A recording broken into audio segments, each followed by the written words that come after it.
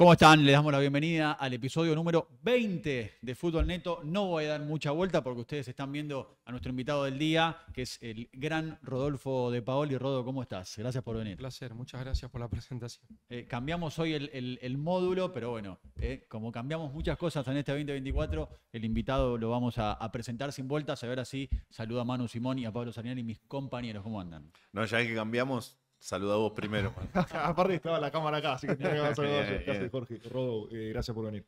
Un placer, gracias, Manu. Estamos, bueno, adaptándonos, ¿no? Ahora que también salimos por video para algún distraído que no se haya percatado, tenemos que ir aprendiendo esta dinámica de cómo conviene presentarnos, sentarnos, etc. Y además está bueno, ya que Pablo lo recuerda, ahora que también Fútbol Neto está en YouTube, porque mucha gente nos pide... Bueno, ¿por qué no publican, no ponen online los episodios de la primera temporada? Bueno, está pasando de a poco, ¿sí? Así que estén atentos señor. Ahí al canal de YouTube, porque estamos subiendo distintos episodios de la temporada 1, ya que fue el pedido de muchísima gente. Y como siempre decimos, antes de arrancar, siempre agradecemos, ¿sí? La devolución que la industria del fútbol tiene para con este lindo espacio en el que se ha convertido esto que creo ya es mucho más que un podcast. Así que nos metemos rápido, ¿sí? Vamos a disfrutarlo a Rodo y el tema tiene que ver álgido, pero muy interesante. El fútbol argentino y los procesos de trabajo, yo casi que lo pondría entre signos de pregunta. Bueno, de eso y por supuesto de mucho más hablamos hoy en el episodio 20 de Fútbol Neto con Rodo De Paoli. Rodo, primero una pregunta tan sencilla como compleja al mismo tiempo. ¿Por qué es tan difícil dirigir en el fútbol argentino? Primero porque el nivel de paridad que hay en general, desde primera división hasta el ascenso, llama la atención. El ejemplo que mejor te pueden dar es el de la B Nacional. Es muy parejo. Entonces, hay tantos equipos que el equipo más humilde cree que puede ser campeón o por lo menos ganarle todo el tiempo al más importante. Eso habla de un nivel de emoción desmedida en el cual eso es un efecto dominó en cadena de emoción donde el hincha está muy nervioso porque su equipo no gana y bueno, gana uno solo de los 20, 22, 28. 38, 40. 38, dos zonas de 20. Sí. Y eso es muy, ante todo es lo más complejo, me parece, que yo advierto desde la complejidad que es dirigir en el fútbol argentino, ¿no? Claro. Y a ver, vos fuiste haciendo, digamos, un proceso desde como jugador, viviéndolo también del lado nuestro, del lado de los medios, y después, obviamente, ahora como entrenador. ¿Cómo fue ese proceso? Digo, porque mucho se habla de sobre todo que alguien en tu caso, ¿no? Desde el rol de periodista llegues ahí más allá de tu pasado de futbolista. Digo, ¿te fue costando mucho? ¿Te generó obstáculos? Mira, hay algo que es muy particular, que me llama mucho la atención, pero que es así, porque lo he analizado. Y que se entienda bien y no es meter a todos en la bolsa. Yo como futbolista, siendo muy joven, hacía zapping y cuando se escuchaba a un comunicador, los propios jugadores, entrenadores, utileros, estos no saben nada. Paradójicamente, a mí me ha pasado, por ejemplo, ahora en Mendoza, ¿no? El mismo periodismo deportivo es el que te quiere poner del lado de ellos, pero desde el lugar del ridículo. Creo que hasta es medio contradictorio, porque se desprestigia el propio periodista deportivo de acusar, no es mi caso, pero ponele porque me hago cargo de quién soy el que relata la selección argentina hace 10 años por televisión.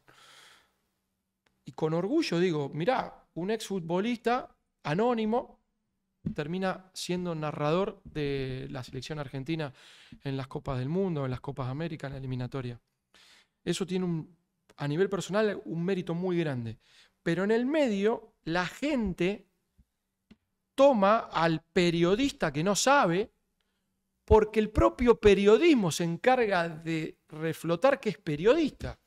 Es una cosa media contradictoria, ¿no? Porque es como que el abogado acuse de abogado al abogado de turno. O sea, Es medio paradójico, pero Claro. es realmente lo que está sucediendo, porque lo he analizado por un montón de situaciones, ¿no? Pero es un poco lo que pasa. Sí, y aparte, yo lo denomino, hace años que me dedico a insertar la tecnología en el fútbol, el análisis de datos y procesos tecnológicos que ayudan a la toma de decisión. Y me he encontrado con tantísimos obstáculos, por suerte la industria ha ido evolucionando. Y el caparazón que me armé es que mi interpretación es que existe mucha pereza intelectual en donde es verdad, es absolutamente contradictorio porque debiese ser un orgullo que alguien exógeno a las grandes luces del fútbol no haya llegado porque necesariamente fue un gran futbolista, sino porque se formó, porque estudió, porque se preparó, porque se entrevistó, etc. Y debiese como generar un camino a que es posible versus pereza intelectual, como yo no me formé tanto y no logré llegar, es más fácil criticar que decir, bueno, quizás yo no logré llegar porque no me preparé tanto como el otro, que sin haber sido un futbolista de tanta trayectoria, logró llegar. Es contradictorio, efectivamente, ¿no? Sí, a ver, claro que es contradictorio y esto les voy, si mañana La Torre, por dar un ejemplo, o el Mago Capria, o Ruggeri son entrenadores, le va a caer la misma ley. Pero en el medio del proceso es paradójico, pero es real.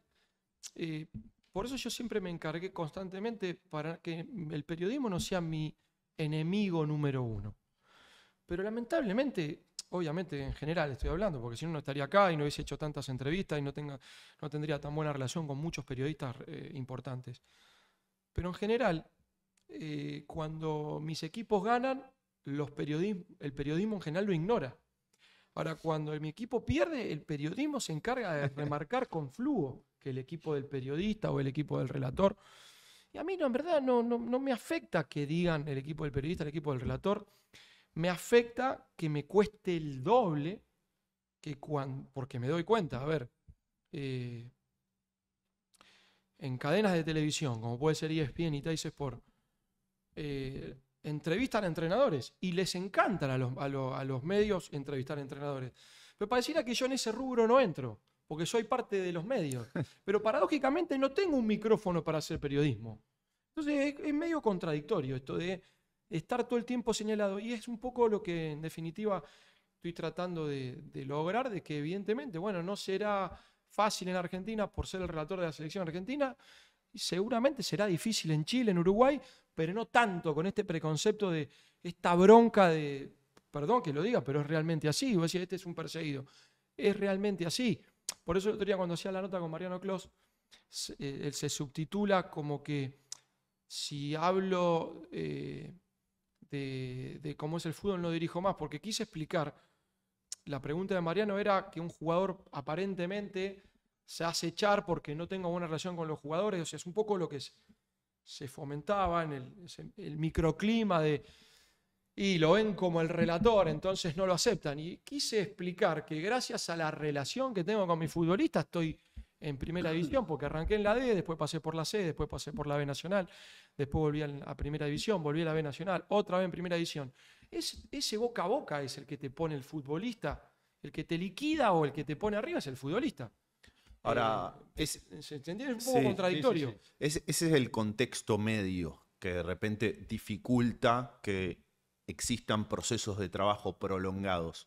¿Cuánto hay también del contexto organizativo? Porque hablábamos de repente antes de comenzar a grabar que el formato de los torneos en la Argentina, siempre riesgo-retribución o manta corta, manta larga, sí le permite a cualquier cuadro soñar con que puede ser campeón. Platense jugó una final al poquito tiempo de haber ascendido a Primera División después de que le costara un montonazo.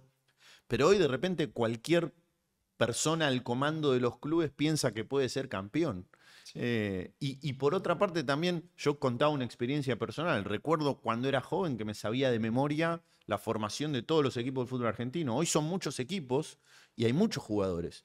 Y no lo sé. Entonces capaz por primera vez veo un partido de Independiente de Rivadavia y quizás se te lesionaron los dos centrodelanteros, el titular y el primer suplente, y juega alguien que no conozco, y para mí que estoy viendo por primera vez a ese equipo, te voy a juzgar como que ese es tu centrodelantero titular. Sí. Y quizás tuviste un montón de dificultades. Sí, es eso, pero por otro lado, yo creo que los procesos no se respetan porque el dirigente no deja de ser el hincha que dejó de ser hincha y pasa a ser dirigente y no quiere, o sea, lo representa al hincha. Yo te hablo ahora como hijo de un expresidente de fútbol porque lo viví muy de cerca de chico. El dirigente representa al hincha.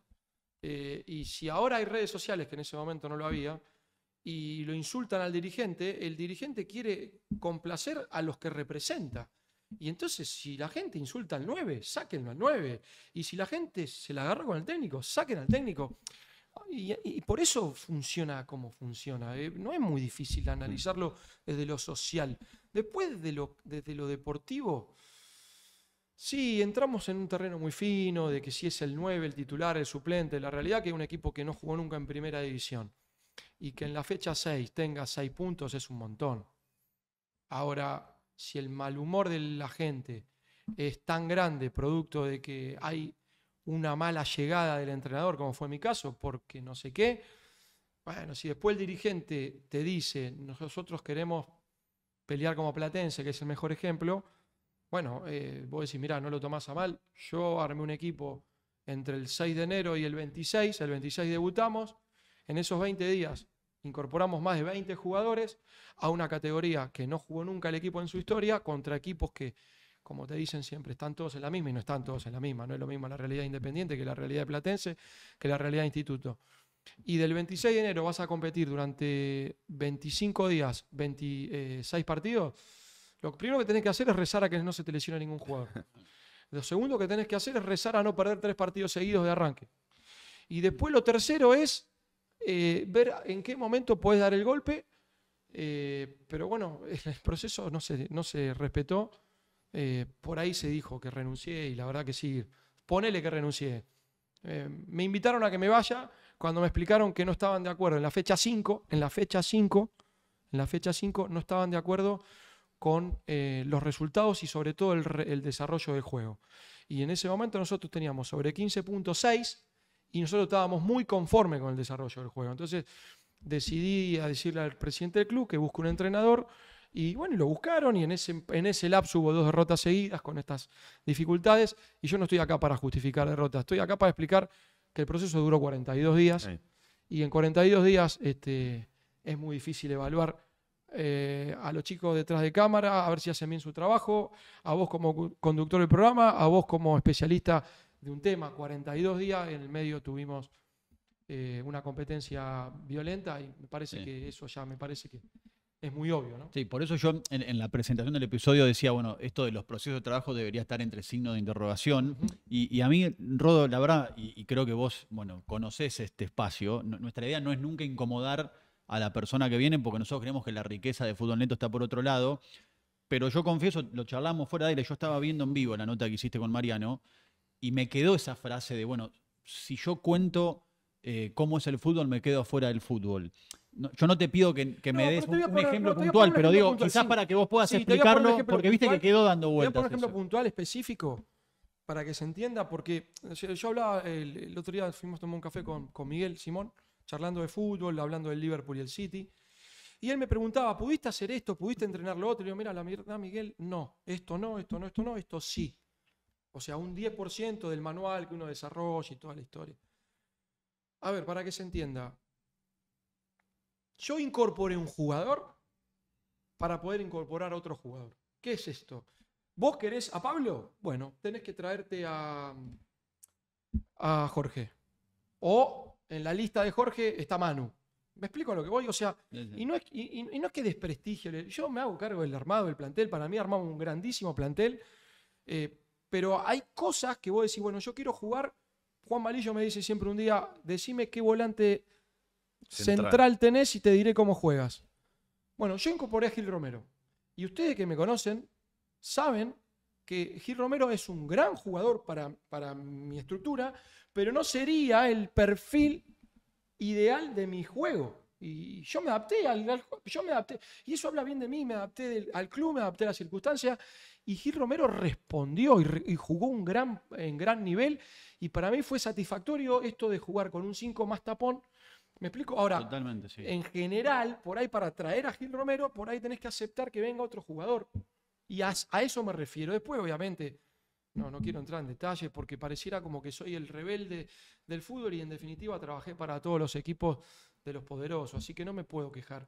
Yo quise explicar que sin representante hasta haber llegado acá, hoy lo tengo y estoy muy orgulloso de tenerlo, que se llama Julián Capelán, me está ayudando, pero haber llegado de la D a la A sin representante es muy meritorio, a eso me refería.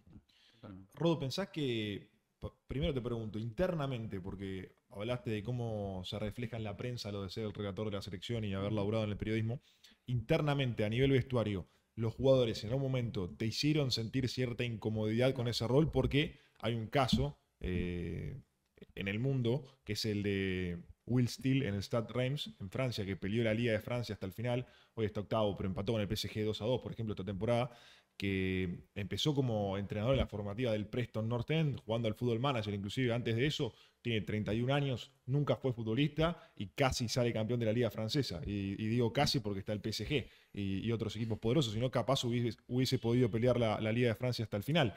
Eso te da la pauta de que en Francia, por ejemplo, eso no pasa porque al técnico le respondieron y no es un exfutbolista. Ahora el caso también del segundo de la Liga de Francia, que tiene un director deportivo como técnico, que es verdad, fue volante central, jugó al fútbol, pero estuvo 10 años desaparecido de la dirección técnica, agarró un equipo y lo tiene segundo de la Liga de Francia. Es decir, exactamente, el Brest. Que en Francia eso no existe. Acá, internamente, los futbolistas, más allá de lo que diga la prensa, nunca te lo hicieron saber. No, jamás. Lo que pasa es que eso de la prensa. Claro.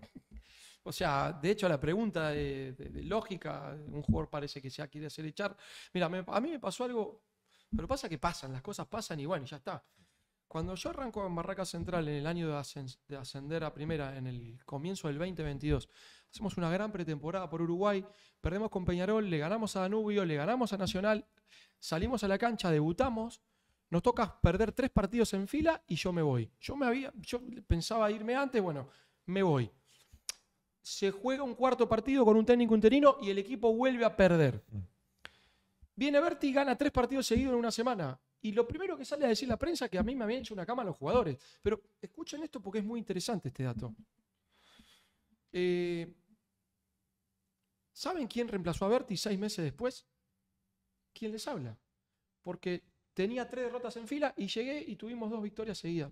O sea, es una cosa totalmente absurda. Lo que pasa es que se instalan esas cosas. Y contra eso la gente después repite. Y después la gente tiene esa formación. También hay algo muy extraño de la gente con el periodismo. Odia el periodismo, pero repite lo que dice el periodismo. Es algo medio contradictorio, ¿viste? Lo que pasa es que... es casi para Freud. Sí. Es que yo te vuelvo un concepto anterior. Pereza intelectual. Es mucho más fácil decir, te fuiste de un club porque los jugadores no te respondieron, ya no te querían como entrenador, que explicar qué pasó tácticamente en tal partido y que por ese motivo perdiste. No, ese jugador está en cabeza baja porque le están haciendo la cama al jugador. Explícame tácticamente. Sí, lo que pasa, y ahí mirá, me sé que me estoy comprando enojos de muchos, pero es una charla recurrente con muchos colegas. Yo creo que hoy la mayoría de los periodistas no está preparado para tener una charla y analizar tácticamente un partido. Entonces, te da un escudo protector hablar de ese tipo de cosas. Es un escudo protector. Por eso a mí me parece muy peligroso el tema de redes sociales. Porque es también una discusión que yo tengo con muchos compañeros que cubren equipos. Dicen, no, porque tuvo que salir el presidente, porque en las redes, digo, estamos todos locos. Sí, pero de nuevo, ojo Jorge, que ahí es riesgo-retribución, porque a la vez la aparición de personas que analizan muy bien el fútbol en redes sociales y que de repente hoy se suben un hilo táctico con video explicando los comportamientos y los patrones de un sistema de juego, también demuestran que el periodista que quizás tiene mucha cámara no está tan preparado. Mirá que hay un chico que subió un análisis con una sustancia total. Sí, lo que pasa es que a mí me parece que hay algo más profundo y que nadie lo toca el tema y yo lo voy a tocar porque es lo que yo estoy haciendo hincapié en los vestuarios. Los jugadores de fútbol los jugadores de fútbol consumen redes sociales, y si no consumen periodismo, sí los familiares que le cuentan. Y los jugadores no quieren quedar en evidencia o en ridículo. Y también los jugadores son cómplices porque, chicos, la verdad es esta, esto está comprobado. Cuando un periodista, y ustedes lo saben, van y tiran una primicia de los periodistas que cubren los clubes, no hay buen estar con Insúa. Parece que el parado táctico de Insúa al plantel le molestó. ¿De dónde sale eso? ¿De un invento periodístico o de un jugador enojado que le filtra la información al periodista? El 90% de las veces es un jugador. Obvio, pero no tengas duda que es así. Ahora, ¿cuál es el problema después? El jugador. Cuando se le va al técnico, la culpa del técnico porque entrenaba mucho la parte física. O no entrenaba nada la parte física, o entrenaba mucho la pelota parada, o no la entrenaba. Te digo porque me ha pasado siempre. Cuando me voy sé lo que dicen, en general, y los cuerpos técnicos somos cómplices de decir, claro, antes no hacían esto, ahora vamos a hacerlo. Y es un poco esta lucha de ego. Termina pasando eso. Entonces, ¿qué pasa? No, antes no hacíamos esto, ahora lo hacen. Si se gana, la culpa era del técnico anterior. Si se sigue perdiendo, ya empiezan a acusarlo con los dedos a los jugadores. Entonces, no es solamente del periodismo y la autocrítica del periodismo. Lamentablemente, todo esto que está pasando es por la situación que padecen los jugadores de fútbol. Son esclavos del sistema que solamente se preparan para competir y muchas veces juegan para estar el próximo partido, ni siquiera juegan para ganar el partido que están jugando. Entonces se hace una bola de nieve donde está buenísimo lo que explicó Latorre el otro día. Explica por qué no va a dirigir. Bueno, está bien. ¿Y qué hacemos para ayudar a los que dirigen? Solamente cuestionamos desde el resultado. Entonces es inevitable que el proceso no exista y yo estoy cada día más convencido por la autocrítica que me ha llevado a estar acá a seguir intentándolo, pero ya no creer de que solamente por tu método vas a ganar un partido, porque no tenés proceso. Vos tenés un método, para que exista método tiene que haber proceso, para que haya proceso tiene que haber tiempo. Ya no se está respetando el mínimo de tiempo y ya es ir a jugar al casino y ya nadie distingue una hormiga de un elefante, entonces es bueno, el resultado crudo del fin de semana. Mirá, sin quererlo, diste un ejemplo que me parece mandado a hacer para explicar este cuadro de situación y citaste el caso de Insúa, el entrenador de San Lorenzo, del cual ahora en las últimas horas se habla, los jugadores no lo respaldan, lo que fuera, pareciese que saliera de adentro. Es mucho más fácil para un periodista hacer ese juzgamiento fruto de un rumor o quizás de alguien que le comentó algo, de ir, este es un dato que nosotros relevamos en octubre de año pasado. San Lorenzo, por ese entonces, en lo que llevaba disputado de torneo, había sido el equipo con más cambios en el entretiempo. Diferencia escandalosa. Habrán llevado 6, 7 fechas disputadas, había hecho 8 cambios en el entretiempo. Era casi el doble que el equipo que lo seguía, excepto el Boca de Almirón. Pero el Boca de Almirón había hecho 3 cambios en un partido, porque había empezado perdiendo 2-0, no tengo registro de qué en partido, y porque aparte estaba tratando de buscar equipo, el equipo había entrado ya con el campeonato en conversación. Entonces es mucho más fácil hablar sobre el rumor que ir y analizar y decir, che, Insúa está haciendo muchos cambios en el entretiempo, es porque su lectura táctica inicial está fallando, porque de repente analizó que el rival le iba a hacer este parado técnico y tuvo que recalcular en el entretiempo. Entonces, a lo que voy, analizar y fundamentar es mucho más difícil que lo otro. Sí, mira, a mí me tocó analizar mucho a Argentino Junior el año pasado porque jugamos la Copa Argentina con Patronato. Y el último partido previo a jugar con nosotros había jugado Argentino Junior en cancha de San Lorenzo contra San Lorenzo. A mí me llamaba mucho la atención cómo jugaba San Lorenzo. Pero ¿sabés qué pasaba? No perdía. Ese día perdió. Entonces, ¿qué pasa? Como no perdés, está todo bien. Ahora, cuando perdés ya se empiezan a encontrar rayaduras en donde no las hay. Sí. Y bueno, yo entiendo que la regla del juego sea esta, que el que gana tiene razón hasta que pierde, y el que pierde siempre tiene la culpa. Creo que ahí está, por eso estoy acá con tanto gusto charlando con ustedes, porque ustedes tratan de explicar a la gente por qué van pasando las cosas más allá de ganar o perder. Porque claramente todos jugamos para ganar. Pero hay un proceso donde si vos no tenés el tiempo de tomarte, de mirar los partidos y de ver, che, pero el equipo de San Lorenzo, no sé, lo digo en el aire, pero yo no tengo, solamente el videoanálisis que hacemos con el videoanalista, viendo a San Lorenzo en cancha y por televisión, mucho más en cancha, te das cuenta que debe ser uno de los equipos más largos del fútbol argentino, ¿sí? En longitud. Cuando ganaba también era largo. Sí.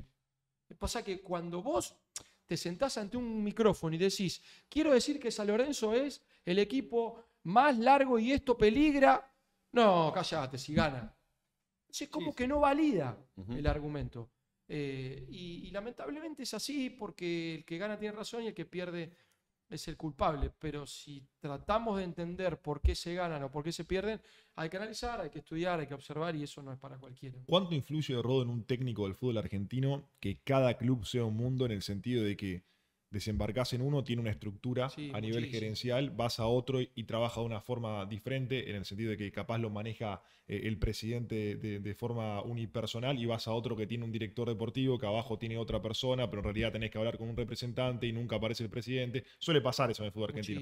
En cambio afuera quizás la hoja de ruta está más clara y sabés que, no sé, voy a nombrar 2 clubes, vas a Betis o vas a Sevilla, sabés que laburan de una forma similar. Obviamente tiene sus matices, pero la estructura es similar. En el fútbol argentino, a un técnico, ¿cuánto le influye que sea tan diferente un club? Muchísimo. Mirá, yo en Patronato me enojaba y decía, ¿cómo puede ser esto? ¿Cómo puede ser lo otro?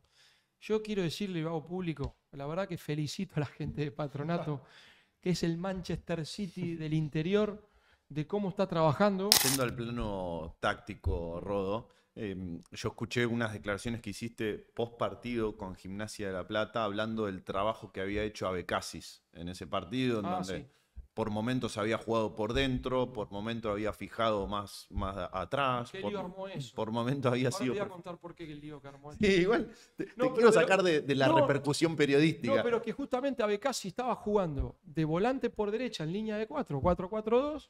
Pero la gráfica de ESPN en la apertura del marcador, no sé si el Chavo Puig fue el comentarista, paró porque la pretemporada habíamos hecho un parado de línea de 5.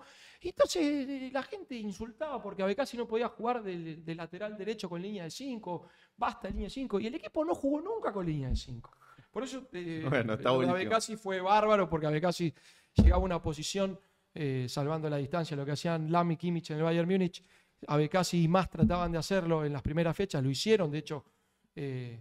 Tenían posiciones, hablando del mapa de calor, era muy interesante el mapa de calor de ellos dos porque estaban en zona de enganche, en posiciones de finalización. Bueno, ahí está, que el disclaimer es, de una vez por todas, el mapa de calor, el popular, el que ves en las aplicaciones del teléfono, evalúa las intervenciones del futbolista cuando toca la pelota solamente. No quiere decir que el jugador estuvo todo el tiempo donde lo marca la zona roja. El jugador estuvo el 95% del tiempo en otros sitios, pero como el mapa de calor categoriza solo lo que se llama evento relacionado al balón, la acción individual de la pelota, está sesgado de una vez por todas, por favor. Contemos porque nos reímos porque lo estábamos charlando antes de comenzar a grabar y en general yo creo que el mapa de calor es uno de los elementos que, no quiero decir el 100%, el 95% de los casos se interpreta mal. Claro. Por eso lo estábamos charlando fuera de aire y por eso este comentario. Pero en eso, Rodo, por lo que antes planteó Pablo de los cambios con San Lorenzo, lo que vos decías, esto del mapa de calor, ¿cómo te manejás en el día a día con el análisis de datos? ¿Qué rol le das a eso? No, mucho, pero lo que pasa es que para mí son fundamentales, pero en base a cómo lo interpretamos, ¿no? O sea, por lo pronto les voy a dar un ejemplo de cómo preparamos físicamente al equipo. Nosotros hicimos una pretemporada no convencional donde muchos jugadores creían que al no entrenar como lo hicieron toda la vida, llámese arena, llámese fuerza, llámese pasadas de 100 metros, de 400, test de fuerza, test de resistencia, prácticamente no hubo eso. Y comparaba los GPS de nuestros rivales, que es donde la realidad es el escenario, y eran exactamente igual. Y la preparación nuestra había sido totalmente opuesta. Ahora, si el jugador no está acostumbrado a eso y pierde o se lesiona, le echa la culpa a la mala preparación. Por suerte, en el comienzo no perdió y no se lesionó. Porque si vos perdés o te lesionás, Pero, ¿y por qué doy este ejemplo? Porque nosotros en la pandemia armamos un método de entrenamiento donde me cuestionaba un montón de cosas que había hecho en el pasado inmediato, pretemporada 2020 en Chicago, ponele, de trabajo de fuerza, donde teníamos muchos lesionados, muchas molestias físicas. Y ahí sí sirven los datos, muchísimo sirven los datos, porque los datos son contundentes. Si vos tenés la misma cantidad de sprint, la misma cantidad de desplazamiento, la misma cantidad de salto, la misma cantidad de kilómetros recorridos o más, sin haber hecho la pretemporada, entonces hay que abrir la cabeza y decir, che, me parece que hay otra manera de entrenar. Y desde ahí hasta los datos del juego. Los datos del juego le doy mucha importancia a cada 15 minutos ver cuántas veces rematamos al arco y cuántas veces nos remataron. Cuántas veces bloqueamos y cuántas veces nos bloquearon. Pero digo que son muy relativos. Buscamos ser específicos, porque si no vuelves loco y los datos en el aire no terminan terminan siendo un sinsentido.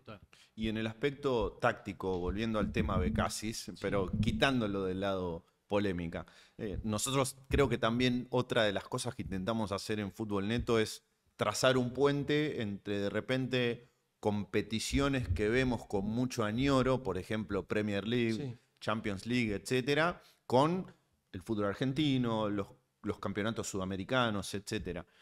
¿Por qué se ve poco, por ejemplo, por qué siempre se ve primero en Europa un lateral invertido? ¿Por qué se ve siempre primero en Europa que un central pueda hacer un doble rol en un mismo encuentro, jugando al lado del volante central y después defendiendo área como si fuese un zaguero más? Tiene que ver con los procesos de trabajo, con poder repetir entrenamientos, obviamente con un genio como es Guardiola.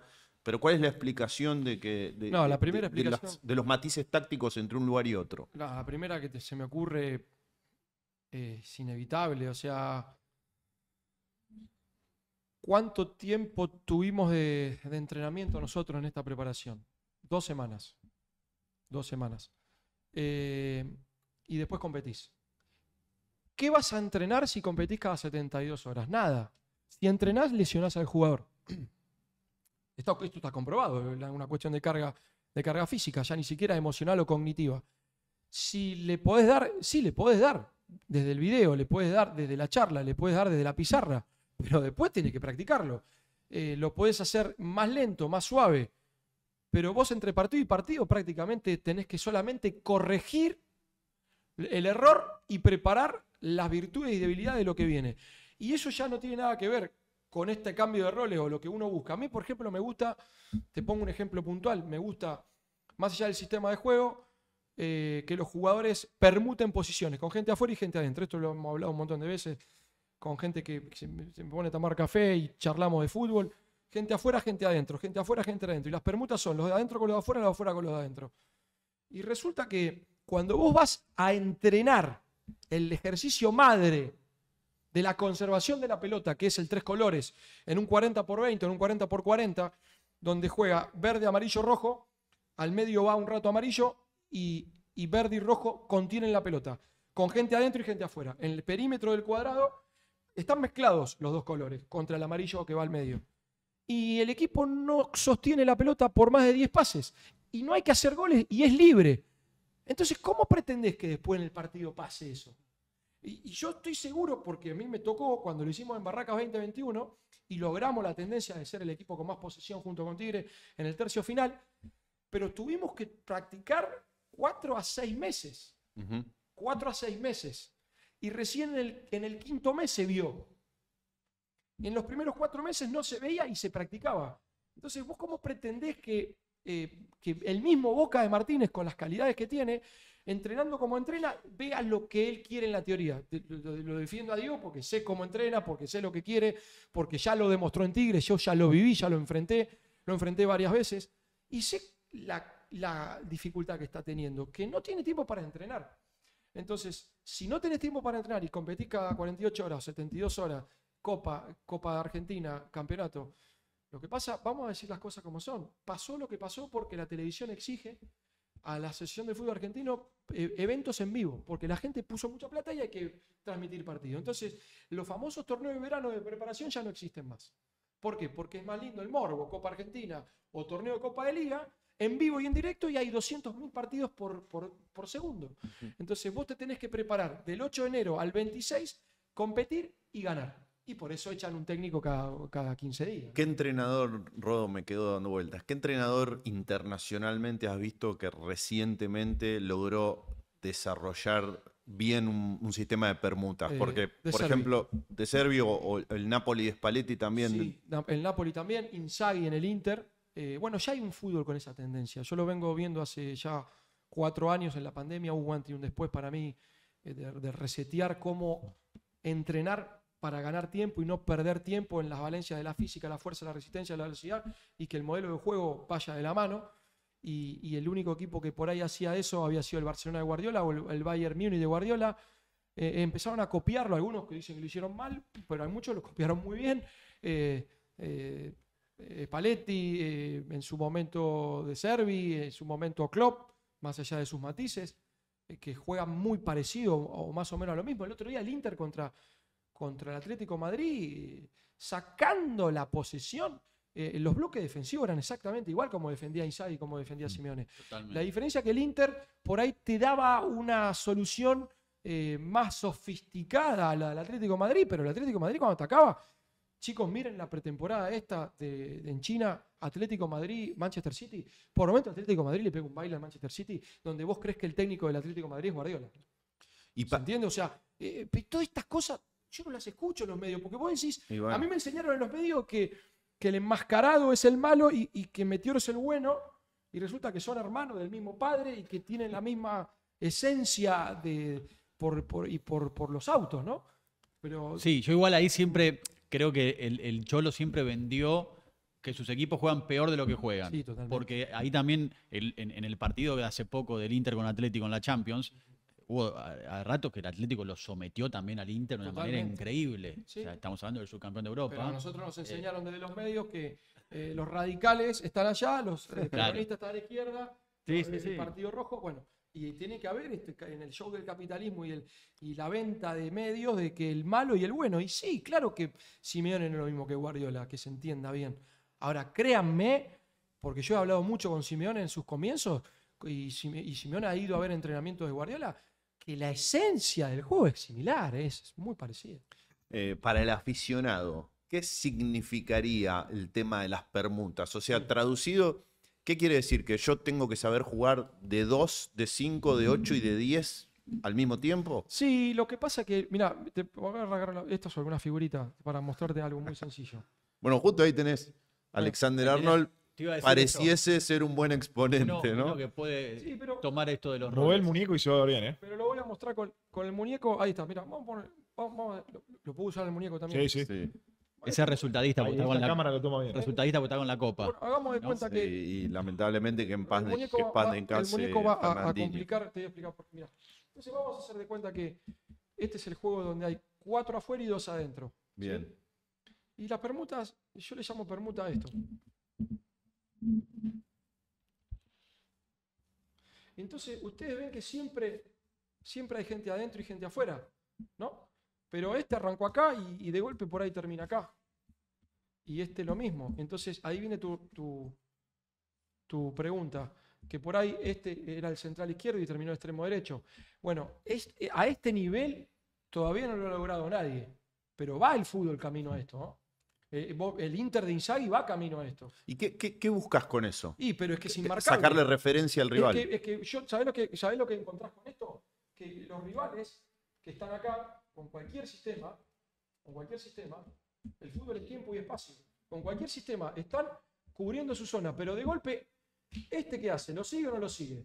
Si lo sigue, deja el espacio. Si no lo sigue, se encuentra con otro acá, hasta que en un momento va a picar el anzuelo. En algún momento va a picar. Esto es una cuestión de atracción. La pelota es el imán. Entonces, la pelota es como el trofeo de no lo quieren, seguro no lo quieren.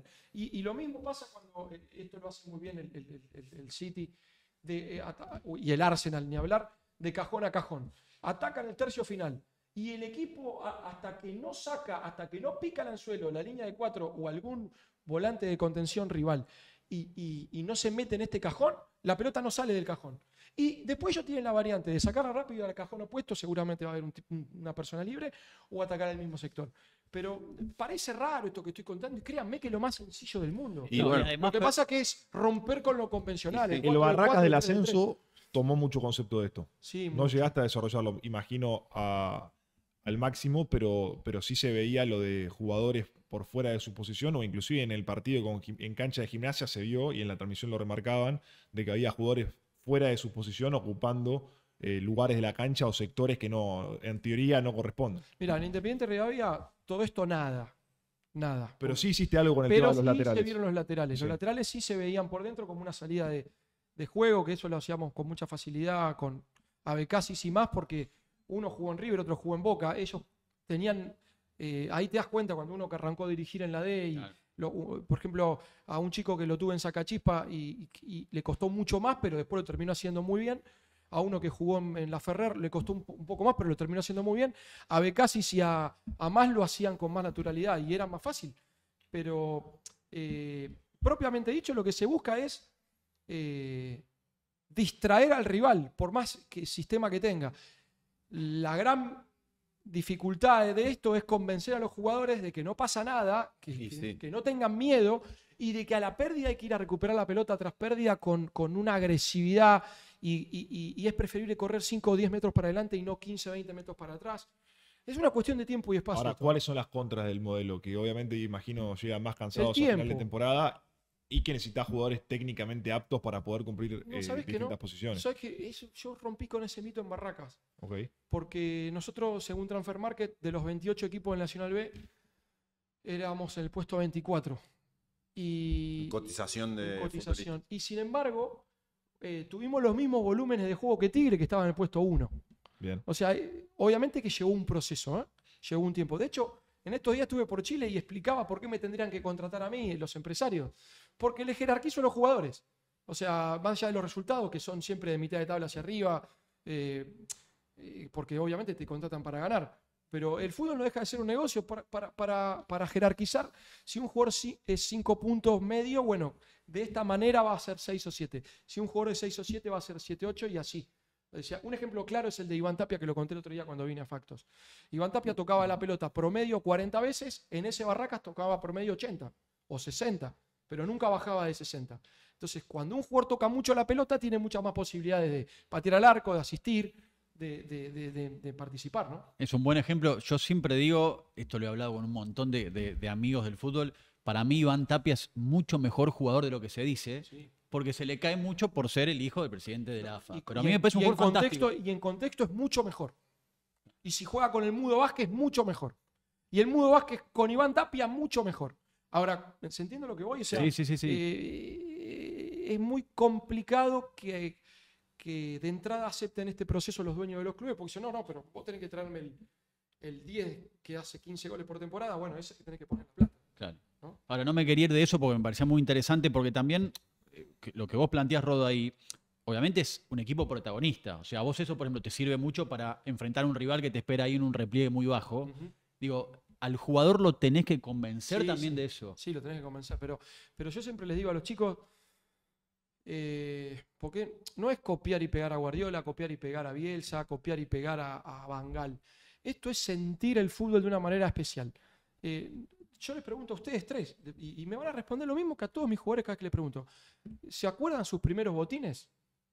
Seguramente sí. Sí. Y se acuerdan que lo primero que pedían era una pelota, y hasta seguramente se acuerdan cuál era esa pelota y cómo era esa pelota. Ellos también. Entonces, yo lo que le propongo es jugar a lo que ellos querían desde chiquito, a lo que ellos soñaban desde chiquito. Que la pelota la tengamos todo el tiempo nosotros, y si no se puede, la mayor cantidad de veces posible, porque si salen a entrenar con una pelota, o sea, y lo mejor que les puede pasar es pasarla bien dentro de la cancha, manejando el partido. Después, bueno, no te asegura que lo vayas a ganar, pero vas a manejar la emoción del partido. El partido se define en las áreas, eso está claro. Ahora, de área a área, tratar de manejar las emociones del partido. Vos me decís, pero no tenés los jugadores. Yo insisto con esto. Sí, entiendo cuando Insúa dice, me gustaría jugar como Manchester City, no tengo los jugadores, y lo entiendo, y sé lo que es el fútbol argentino, y hoy creo que cumple un año o 2 años al mando del técnico más longevo. Claro, después tenés la realidad, después sos profesional y si no haces lo que tenés que hacer cercano te echan, como me pasa a mí en este último proceso. Ahora, yo no voy a caudicar con esto de querer convencer a los jugadores de por qué juegan al fútbol, para qué juegan al fútbol y por qué ahora que son jugadores profesionales se tienen que dedicar al Instagram y al profesionalismo y no a perder la esencia del jugador amateur, de seguir teniendo los sueños de una gambeta, de un pase, de un tiro al arco, de un sueño. Que no pierdan esa ilusión. Y bueno, eso, claro, hay que convencerlo. Ahora, yo estoy 100% con vos, Rodo. Te diría 90%. Porque yo particularmente juego de defensor central y si tengo alguna aptitud es que me gusta tener la pelota. No soy rápido, no soy fuerte en los duelos, juego aéreo moderado, etc. Sin embargo, siempre recuerdo que uno de los entrenamientos que más disfruté en mi proceso de fútbol juvenil, que fue en excursionistas, fue un entrenamiento que me hizo una vez Pepi Bercé, que ahora está como colaborador de Gustavo Costas en Racing, en donde tenía que llegar, me tiraban pelotas de todo lado, porque en ese momento practicábamos línea de 3 y yo defendía como líbero, y tenía que despejarla antes de que ingresara un arquito. Y ni bien llegaba, me paraba y tenía que ir al otro arquito y despejarla. Y a día de hoy me acuerdo, tengo imágenes grabadas, y era un drill para despejar balones. Y obviamente cruzado con el entrenamiento un aspecto físico, ¿no? Porque entrenaba la potencia, la reacción, etcétera. Pero seguís coincidiendo al 100 entonces, no al 90, porque estás diferenciando como que ese 10 es el margen desde lo defensivo y el rechazo a la pelota. Es parte del juego. Seguramente que si eso lo hacías sin la pelota no te lo acordarías con tanta alegría. Bueno, ahí está. A eso me refiero. Bien. Y el fútbol tiene 2 arcos y el reglamento dice que si haces más un gol que el rival, ganás, entonces hay que darle la misma importancia a la defensa que al ataque. Y lo más difícil de esto es convencer de que cuando se pierde tienen que correr todos. Porque querer la quieren todos. Bueno, no sé si la quieren todos. A veces le dan tanto miedo de chicos que por ahí creen que como es por plata y es serio hay que sacarla rápido, pero quiero explicar algo muy sencillo. En mi colección de camisetas tengo la de Holanda y también tengo la de Grecia de Otto Gorrehage del 2004, ¿se entiende? Porque tiene una representación el fútbol, haber defendido como lo hicieron ellos, no hacían persecuciones, pero sí hacían persecuciones en los laterales, y eso tenía que ver con algo especial de las limitaciones que tenían, y le sacaron el máximo a la pelota parada y Caristea hizo ese gol sobre el final. Y eso emociona eso. ¿Cómo no va a emocionar? ¿Que a mí me guste más Dinamarca del 86? Claro que a mí me gusta más Dinamarca del 86. Pero se ve que yo también vengo de un club muy humilde como Nueva Chicago, que nos costó siempre todo, que no había agua para bañarse caliente, que no había pelotas, y le doy el valor. Ahora, no perdamos de esencia que el fútbol es la pelota. Y ahí hay que convencer a los chicos de que hay que presionar para que el rival la tenga menos o que esté incómodo y para que cuanto más tengamos la pelota, más veces vamos a patear al arco, y ese drill que vos decís, seguramente te vuelvo a repetir. Si era solamente a tirarte sin la pelota, no lo hubiese recordado con tanta emoción. ¿Cuál decís, Rodo, que es el área más infravalorada en el fútbol argentino en el trabajo de un cuerpo técnico? ¿Qué se está trabajando poco y se debería trabajar más en el fútbol argentino? El videoanálisis. El videoanálisis para mí es el 50%, pero de la manera que a mí me gusta trabajarlo, ¿no? ¿De qué? ¿Del proceso de entrenamiento? No, de todo, de cómo entrenamos nosotros, y después le mostrás como un jugador desde el cuadrado ese que yo les explicaba hace un rato, por qué la perdía, porque quería girar antes de recibir. ¿Por qué en ese cuadrado la perdían tanto? Y esto era ley. Porque yo voy adentro a buscar la pelota y adentro va a haber mucha gente. Y no miraban 1, 2, 3 o 4 veces. A veces miraban, a veces no miraban. A veces miraban una vez sola y a veces giraban y salían. Y salían por destreza individual. Y lo que les quería mostrar, y ahí está el videoanálisis no miente, le mostrás al jugador. Mirá Toni Kroos como... No es que vos vas a jugar como Toni Kroos porque vos le mostrás un video de Toni Kroos, pero sí vos podés achicar ese margen. Si Toni Kroos, siendo Toni Kroos, tiene que escanear 4 veces, ¿cómo vos vas a escanear una vez sola? Si vos no sos Toni Kroos, tenés que escanear 5. ¿Me explico? Y acá hay mucha gente adentro. Si la pelota viene de la izquierda a la derecha, trata de recibirla con la pierna más lejana para ganar una milésima. Porque si Iniesta lo hace, ¿por qué vos no lo vas a hacer? Y a eso me refiero del videoanálisis. Le enseñás en el entrenamiento, lo corregís en el entrenamiento, después de cómo proyectar, dónde lastimar al rival, Ejemplo, una vuelta jugamos contra Defensa y Justicia y nosotros detectábamos que Colombo era el central izquierdo y se metía en el embudo y no tenía pierna izquierda. Entonces, si vos lo llevabas para afuera, él iba a lanzar con la pierna derecha.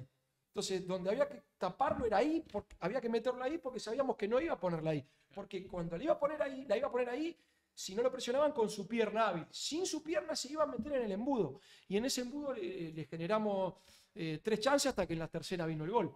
Esas son las pequeñas cosas que vos le podés hacer daño a un rival. Y la pelota parada, porque recién Pablo mencionaba el caso de Bernardo Cueva, el entrenador de pelota parada del Brentford, que parece, contaba Pablo, esto no lo había leído desde hoy, el Chelsea estaba dispuesto a pagar hasta 1 millón de euros para sacarlo del club y llevarlo al cuerpo técnico del Chelsea.